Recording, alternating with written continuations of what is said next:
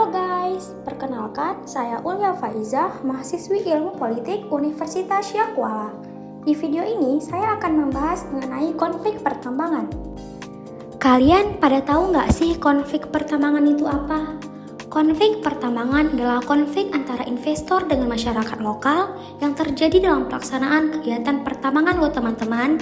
Konflik pertambangan ini bukan menjadi hal baru di Indonesia, karena konflik ini sudah berlangsung lama di berbagai daerah dan telah menjadi gejala sosial di masyarakat. Belakangan ini, konflik pertambangan kembali terulang, tepatnya di Kabupaten Aceh Tengah, Provinsi Aceh, Indonesia. Pada awalnya, konflik hanya terjadi antara PT Emas Mineral Murni dengan masyarakat sekitar yang terungkap dalam bentuk aksi penolakan di beberapa lokasi. Konflik tersebut berkembang dan berubah menjadi sengketa pemberian izin usaha pertambangan antara pemerintah Aceh dan pemerintah pusat. Penelitian sebelumnya menunjukkan bahwa dalam konflik yang terjadi di sektor pertambangan, masyarakat setempat secara langsung terpengaruh oleh aktivitas yang dilakukan oleh perusahaan. Wow, ternyata menarik ya jika konflik ini dibahas lebih lanjut. Oke teman-teman, saya akan menjelaskan pemetaan konflik PT Emas Mineral Murni, Kabupaten Nagan Raya dan Kabupaten Aceh Tengah dengan masyarakat setempat.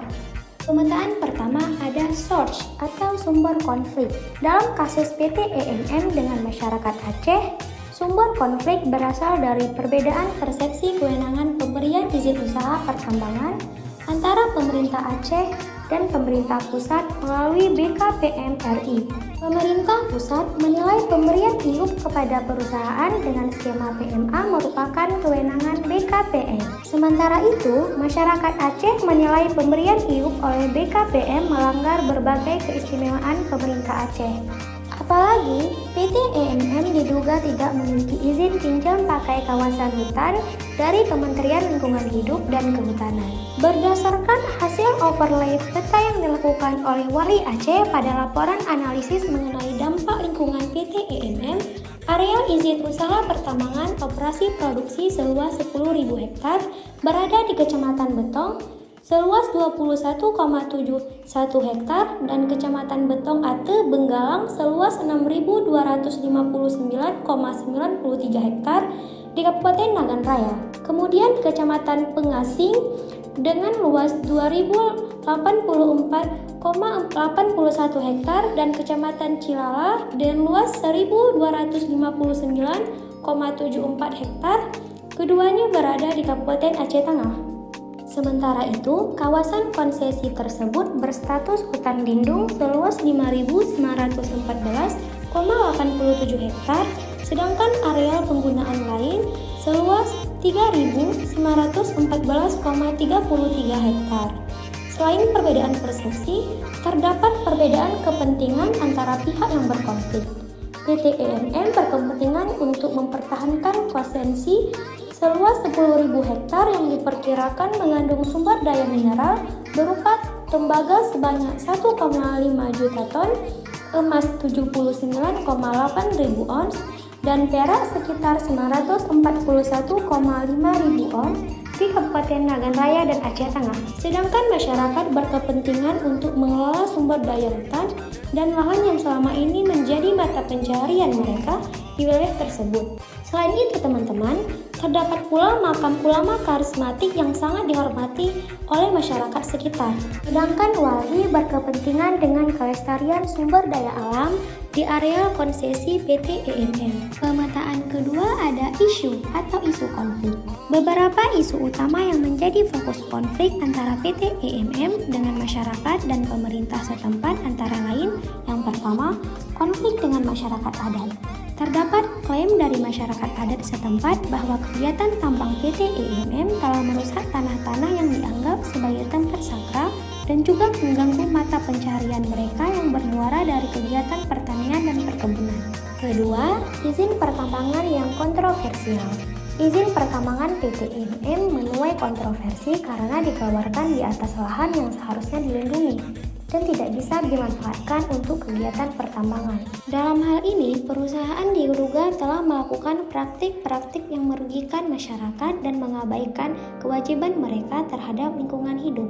Ketiga, kerusakan lingkungan. Kegiatan pertambangan yang dilakukan oleh PT EMM dianggap telah merusak lingkungan hidup, terutama terkait dengan pencemaran air, udara, dan tanah yang dapat berdampak negatif terhadap kesehatan dan mata pencaharian masyarakat. Pemetaan yang ketiga ada parties atau pihak-pihak yang terlibat. Pihak-pihak yang terlibat dalam konflik ini antara lain PT EMM, masyarakat, mahasiswa, pemerintah Aceh, pemerintah pusat, dan walhi.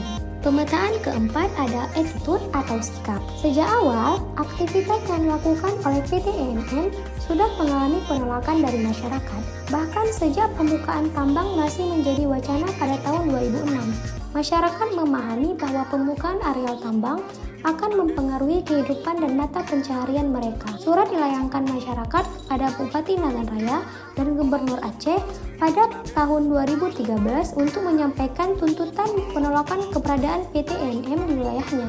Sikap penolakan tersebut bertujuan agar para pemimpin menyadari bahwa pembukaan areal tambang tidak akan mensejahterakan masyarakat setempat, tetapi hanya memperkaya pemilik modal dengan mengekstraksi sumber daya alam Aceh dan meninggalkan kerusakan lingkungan yang berkepanjangan. Selain itu, sikap penolakan ini merupakan peringatan bahwa kegiatan yang dilakukan oleh PT EMM berpotensi menimbulkan konflik yang cukup luas dan berkepanjangan. Selain sikap penolakan tersebut, masyarakat juga melakukan upaya hukum melalui Pengadilan Tata Usaha Negara oleh Walhi Aceh dan masyarakat. Mereka mengajukan gugatan kepada BKPM RI atas pemberian izin usaha pertambangan operasi produksi kepada PT EMM. Pemberian izin ini memiliki beberapa kejanggalan antara lain peralihan kepemilikan saham PT EMM, peralihan skema dari PMDN menjadi PMA, dan peralihan kewenangan dari pemerintah daerah ke pemerintah pusat. Belum ada sosialisasi dalam pemberian tanda batas areal konsesi yang tidak mengikuti dokumen analisis mengenai dampak lingkungan. Pemetaan kelima ada behavior atau yang disebut dengan perilaku atau tindakan. Dalam konflik ini, publik dan mahasiswa juga menyatakan tindakan penolakan melalui aksi damai dan demonstrasi. Sejauh ini, aksi tersebut sudah terjadi hingga 9 kali sejak 2013 hingga 2019. Aksi damai dan demonstrasi dilakukan oleh masyarakat dari 4 desa terdampak yaitu Desa Babahsua, Kuta Tengoh, Blang Puuk, dan Blang Marandeh di Kecamatan Betung Ateh, Benggalang bersama Walhi Aceh dan masyarakat di berbagai universitas di Aceh.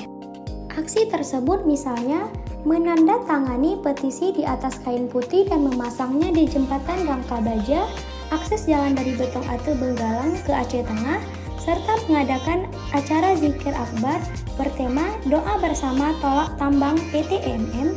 Demonstrasi puncak terjadi pada tanggal 9 April 2019 yang berujung pada bentrok sehingga mengakibatkan korban luka baik dari pihak keamanan maupun mahasiswa serta kerusakan fasilitas gedung perkantoran. Kemudian, untuk menenangkan situasi, PLT Gubernur Aceh kemudian menemui para pengunjuk rasa. PLT Gubernur Aceh setuju menandatangani petisi yang berisi komitmen pemerintah Aceh untuk mencabut izin PT EMM dan menyelesaikan sengketa tersebut. Setelah didesak, Dwianto, Humas PT EMM, akhirnya bersedia menandatangani surat pernyataan dengan materai yang menyatakan akan meninggalkan Aceh. Pemetaan keenam ada intervention atau campur tangan.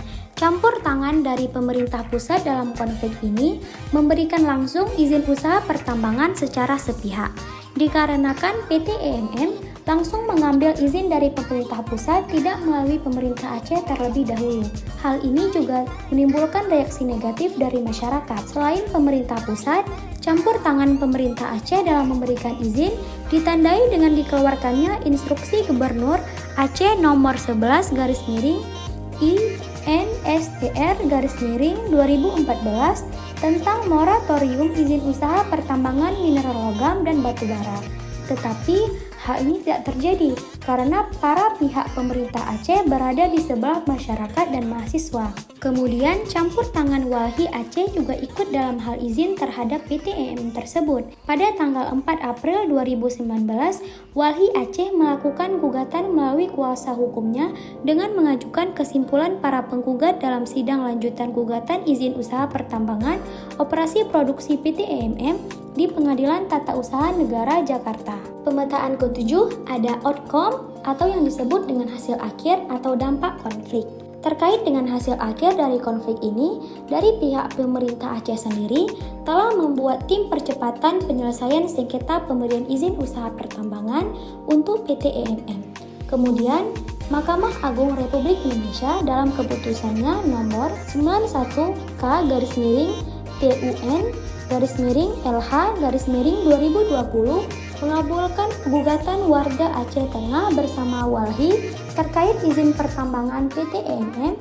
Terkait pernyataan tersebut, yaitu menyatakan batal keputusan Kepala Badan Koordinasi Penanaman Modal nomor 66/I-IUP/PMA/2017 tentang persetujuan penyesuaian dan peningkatan tahap izin usaha pertambangan eksplorasi menjadi izin usaha pertambangan operasi produksi mineral logam dalam rangka penanaman modal asing untuk komoditas emas kepada PT EMM tertanggal 19 Desember 2017. Majelis Hakim mewajibkan keputusan Kepala Badan Koordinasi Penanaman Modal itu dicabut. Adapun pertimbangan Majelis Hakim adalah areal izin usaha pertambangan PT EMM masuk kawasan ekosistem resort yang dimana hal ini menjadi situs warisan dunia yang ditetapkan oleh Komite Warisan Dunia UNESCO pada 2004. Terkait PT EMM telah menghentikan semua kegiatan di area tambang. Mereka membongkar camp dan mengevakuasi seluruh pekerja sesuai dengan surat pernyataan yang ditandatangani oleh Humas PT EMM pada tanggal 11 April 2019. Sampai sekarang, konflik antara PT EMM dengan masyarakat Aceh masih berlangsung secara administratif, akan tetapi ketegangan sudah tidak terjadi secara fisik. Namun dalam proses hukum PT UN yang sedang berlangsung untuk mencari win-win solution, hingga saat ini PT EMM telah menghentikan semua aktivitasnya di area tambang. Oke teman-teman, terkait penyelesaian konflik ini bisa dikatakan melibatkan pihak ketiga, yaitu melalui pengadilan yang dimana pada sidang itu juga telah diajukan petisi-petisi yang telah ditandatangani oleh berbagai lintas elemen sipil di Provinsi Aceh, baik mahasiswa, organisasi, masyarakat sipil, dan pihak-pihak lainnya juga disampaikan sebagai bukti tambahan terakhir untuk kasus PT EMM oleh penggugat, sehingga total alat bukti yang sudah diserahkan kepada pengadilan berjumlah 60 alat bukti. Walhi Aceh bersama masyarakat Aceh Tengah telah melakukan upaya hukum yang merupakan bentuk keseriusan perjuangan selama ini. Begitu pula halnya dengan DPRA juga telah memberikan keputusan politik atas perjuangan rakyat, di mana DPRA pada tanggal 6 November 2018 memutuskan menolak izin PT EMM melalui keputusan DPRA nomor 29/DPRA 2018. Kesimpulan yang dapat saya ambil dari konflik PT EMM dengan masyarakat, ditemukan banyak sekali pemangku kepentingan yang terlibat konflik selain masyarakat sekitar dan PT EMM. Selain itu, konflik difokuskan tidak hanya pada persaingan perebutan sumber daya alam, tetapi juga pada tumpang tindih kewenangan hukum. Interaksi yang rendah antar pemangku kepentingan menyebabkan konflik tumbuh dan berkembang. Hasil akhir konflik tersebut adalah penyelesaian dalam bentuk petisi yang ditandatangani oleh PLT Gubernur. Ia menyatakan akan menggugat PT EMM dengan jaminan mundur dari jabatannya jika tidak bisa mewujudkan aspirasi masyarakat Aceh. Pertambangan dalam kasus PT EMM di Kabupaten Nagan Raya dan Aceh Tengah ternyata tidak sederhana yang diasumsikan sebelumnya. Dalam hal ini, ada banyak pihak yang terlibat. Kemudian, sumber konflik juga bukan hanya perebutan sumber daya alam, tetapi ada persoalan kewenangan hukum yang saling terkait. Jadi, bagaimana teman-teman? Apakah sudah mengerti penjelasan dari saya? Semoga teman-teman semua dapat mengerti ya. Sekian dari penjelasan saya. Saya Ulia Faizah, pamit undur diri. Terima kasih.